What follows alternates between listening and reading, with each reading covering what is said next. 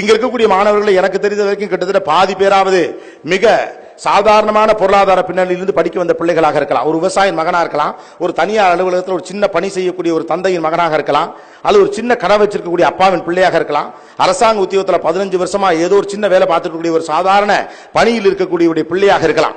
ஆனா யோசிச்சு பாருங்க, அப்பா தனக்கு பொருளாதாரத்திலே பிரச்சனை இருக்கிறது, வாய்க்கு கைக்கு தான் சரியா இருக்குது, வாங்கின கடனை கொடுக்க முடியல, வட்டிக்கு கட்டினவன் வாசல்ல வந்து நிக்கிறாங்கிறதுக்காண்டி பிள்ளை படிக்க வேணா, கூட வேலைக்கு வேணா உங்களை கூப்பிடல. அவருடைய பொருளாதாரத்துக்கு நீங்களா 7 வயசுக்கு வயலுக்கு வேலைக்கு போயிருக்கணும். பல பேர் வேணாம், நம்மளால என்ன பண்ண முடியும், இழுத்து இன்னும் கொஞ்ச நேரம் 7 மணி நேரம் வேலை பார்க்கறது 8 மணி நேரமா வேலை பார்க்க முடியுமா, 10 மணி நேரமா வேலை பார்க்க முடியுமா, சொந்தக்காரன்ட்ட கடன் வாங்க முடியுமா, அரசாங்கத்துல ஏதாவது லோன் கொடுக்குறாங்களா அதை பார்க்க முடியுமா, கூடுதலாக உழைக்க முடியுமா அப்பா யோசிச்சார். அவருக்கு இன்னமும் காலத்துல 2வது பிள்ளை வருது, நெருக்கடி வந்தப்ப ஒரு பிள்ளையை படிப்பை நிறுத்திடுவோம்னு அவர் யோசிக்கல. இன்னமும் இந்த 2வது பிள்ளையை படிக்க வைக்கிறதுக்கு என்ன பண்ணுவோம்னு பார்த்தாரு. அம்மாவுடைய நகை அடமானம் வச்சாரு, அவர் வச்சிருந்த பணத்தை எல்லாத்தையும் சேமிச்சு வச்சாரு, சின்னதாக சொத்தின் ஒரு பகுதியை வித்தார்.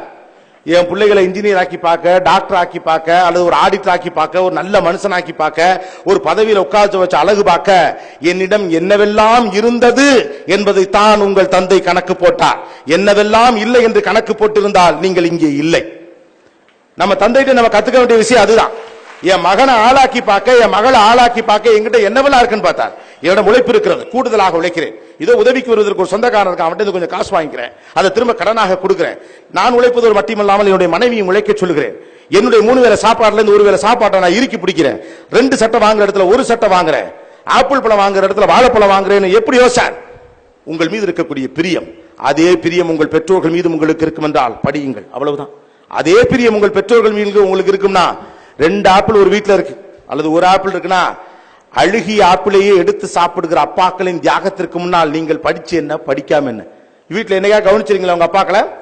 ஆப்பிள் பழத்தின் அழுகிய பக்கத்தை திங்கிறார்கள் இன்னமும் அப்பாக்கள். நல்ல பக்கம் என் பிள்ளைக்கு வேணும் நினைக்கக்கூடிய அப்பா உலகத்துல நம்ம ஊர்ல மட்டும் இருக்கான். அவன் தியாகத்திற்கு முன்னால் உங்கள் அறிவெல்லாம் சும்மா ஒண்ணும் கிடையாது. It is a reciprocation. Don't think it is your duty. இது நீங்கள் உங்கள் சமூகத்திற்கு செலுத்தும் நன்றி கடன். நீங்கள் நண்புக்கு படிப்பு என்பது வேலை தேடும் ஏற்பாடு அல்ல. உங்கள் பெரியவர்களுக்கும் உங்கள் பெற்றவர்களுக்கும் உங்களுக்கு உதவியவர்களுக்கும் அரசுக்கும் தனி மனிதர்களுக்கும் யோசிச்சு பாருங்க. ஒவ்வொரு பிள்ளையும் படிக்கிறதுக்காக ஊர் எல்லையில ஏதோ ஒரு மூக்கம்மா கிளவி 3 ரூபா காசு எடுத்து வைக்குது, எங்கோட்டு பிள்ளையை படிக்கட்டும்டான்னு. அந்த பாட்டிக்கு உங்களுக்கு ஏதாவது சம்பந்தம் இருக்கா? கிடையாது. ரத்த பந்தம் இருக்கா? கிடையாது. என் புள்ள படிக்கட்டும்னு சொன்ன அந்த மூக்குத்தி போட்ட பாட்டிக்கும் நீங்க பேரந்தான்.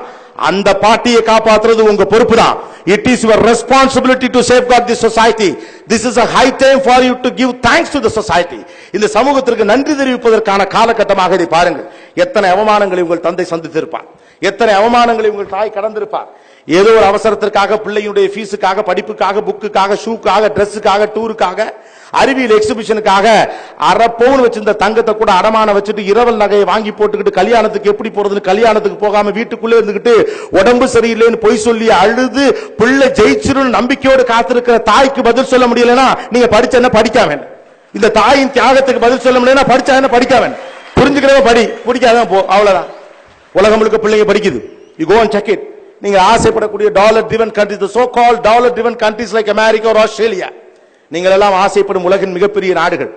ஆனா அங்கெல்லாம் ஒரு பிள்ளையை படிக்க வைக்க இவளெல்லாம் யாரும் கஷ்டம்லாம் படுறதில்லை. காலையில ஒரு இடத்துல வேலைக்கு போயிட்டு ஜேபி சார் மாதிரி ஆட்களை கேளுங்க, வேர்ல்டு ஸ்டூடெண்ட்ஸ் கொஞ்சம் டிராவல் பண்றவங்க. காலையில ஒரு வேலைக்கு போவான், இல்லாட்டி முதல் நாள் இரவு வேலைக்கு போவான், பார்ல வேலைக்கு போவான், கடைக்கு வேலைக்கு போவான், பெஞ்சு தொடப்பான், வால்மார்ட்ல வேலை பார்ப்பான், காஸ்கோல வேலை பார்ப்பான், சின்ன சின்ன வேலைகள்லாம் பார்த்து மறுநாள் மெக்டொனால்ட்ஸ்ல ஸ்டூடெண்ட் மீல் ஒன்னு விற்பானுவோம், ஸ்டூடெண்ட் மீல் அப்படின்னு. அந்த ஸ்டூடெண்ட் மீல குறைச்சு காசு கொடுத்து வாங்கிட்டு அவன் ஸ்கூலுக்கு போனான். அவன் ஃபீஸ் அவன் தான் கட்டிக்கணும். ஒரு குறிப்பிட்ட வயதுக்கு பிறகு தான் வாழ்ந்து கொண்டிருக்கக்கூடிய சொந்த வீட்டுக்கே வாடகை கொடுக்கணும் அப்பா சொல்லிடுவார்.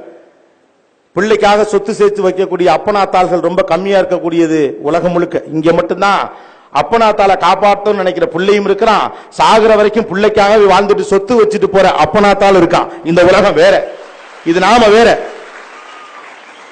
அங்க ஒவ்வொருத்தன் படிக்கிறது அவனை காப்பாத்திக்க, நீங்க படிக்கிறது உங்களை காப்பாத்திக்க இல்ல, ஊரை காப்பாத்த, குடும்பத்தை காப்பாத்த. நமக்கு அந்த பெரிய பொறுப்பு இருக்கிறது. யோசிச்சு பாருங்க, குண்டுமணி தங்கம் போட்டுக்கொள்ள வேண்டும் என்பது நம்முடைய மரபு. ஆனா அந்த குண்டுமணி தங்கத்தை கூட அடமான வைக்கணுங்கிற எண்ணம் எங்கிருந்து வந்தது? உங்கள் வீட்டு அலமாரியில் போய் செக் பண்ணி பாருங்க. தந்தையின் அலமாரி எது, பிள்ளையின் அலமாரி எது என்று தானாக தெரியும்.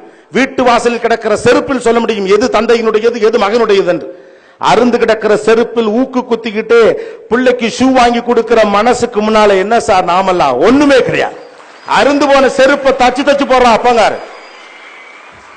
மாசம் கை நிறைய சொலையா சம்பளம் வாங்குறப்பையும் கூட ஆசையாக 100 ரூபாய்க்கு சாப்பிட மனசு வராத அப்பாக்களின் மனசு அற்புதமான மனசு. அவங்கள தான் திட்டுறோம் படிக்க சொல்றாங்க, அவங்கள தான் திட்டுறோம் நம்ம படிக்க சொல்றாங்க.